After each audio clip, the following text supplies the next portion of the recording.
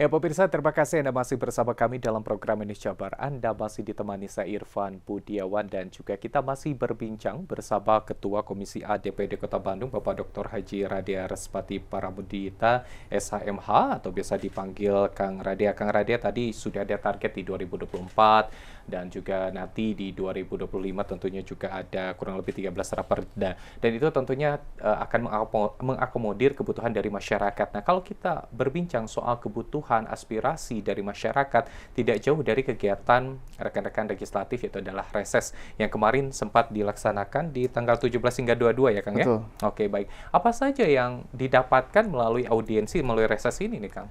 Baik Kang Irfan, alhamdulillah ya, karena memang reses ini adalah merupakan sebuah kewajiban kita, lalu juga yang ditunggu-tunggu oleh masyarakat. Saya kemarin reses di rentan waktu tersebut dan juga sangat banyak sekali mendengar keluh kesah masyarakat. Tentunya ini adalah hal yang paling berarti buat anggota DPRD karena menjadi bekal kita dalam melakukan sebuah tugas di ke depan. Ada beberapa aspek yang harus diperhatikan, tentunya aspek yang bukan pribadi, tapi lebih kepada pelayanan dasar pemerintah untuk masyarakatnya. Seperti misalnya terhadap masalah pendidikan, ya, terkait masalah sekolah, masalah sistem zonasi, yang memang harus betul-betul dikaji ulang kembali.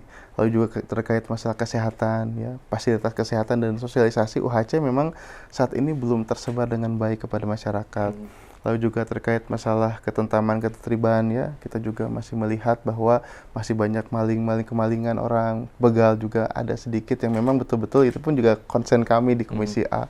Dan memang juga terkait masalah sosial, ya, pengangguran, ketenagakerjaan, ya, memang semua harus kita bahu-membahu ya, dari anggota DPRD-nya cukup kritis dalam memperjuangkan dan juga spirit yang sama dari pemerintah. Apalagi nanti pemerintahnya juga ada wali kota baru. Insya Allah dengan kolaborasi antar pemerintah kota dengan DPRD, kami yang menyampaikan aspirasi kepada pemerintah ya sebagai eksekutornya, dan pemerintah juga cukup ya mendengar berdasarkan data-data yang kami sampaikan. Jadi reses itu adalah sesuatu yang sangat-sangat berarti buat kami untuk mendengar dan juga melihat keluh kesah masyarakat. Oke, mendengar dan melihat fakta di lapangan secara langsung, apa yang dibutuhkan oleh masyarakat dan bisa diperjuangkan rekan-rekan di legislatif. Dan juga tidak hanya melalui reses, saat ini tentunya komunikasi dengan masyarakat bisa dilakukan melalui media sosial ataupun juga digital. Apakah juga Kang Radia ini membuat seperti misalnya rumah aspirasi, baik itu secara online ataupun juga melalui media sosial nih Kang? Baik, alhamdulillah satu saya membuat rumah aspirasi kebetulan ada di daerah Cisitudago ya.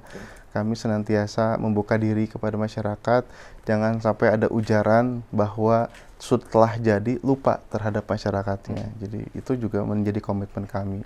Yang kedua juga kita sudah membuka call center, Kang. Saya punya call center sendiri yang sedia kali 24 jam itu bisa mendengar keluh kesah, dan juga kalau memang bisa direspon secara cepat, itu langsung tim kita akan respon.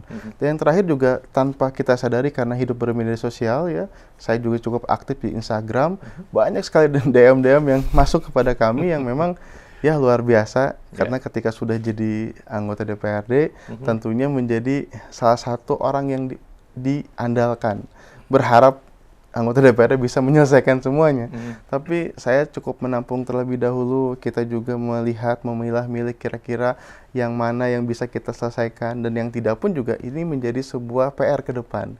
Karena tentunya dinas-dinas terkait, pemerintah Kota Bandung yang memiliki tanggung jawab itu bisa kita dorong dengan sebaik-baiknya, dengan tata cara yang baik tentunya, dengan prosedur yang sesuai supaya tidak ada lagi hal-hal yang menyimpang gitu ya. Jadi kita harus sesuai dengan kemampuan daerah juga, sesuai dengan aturan yang berlaku juga.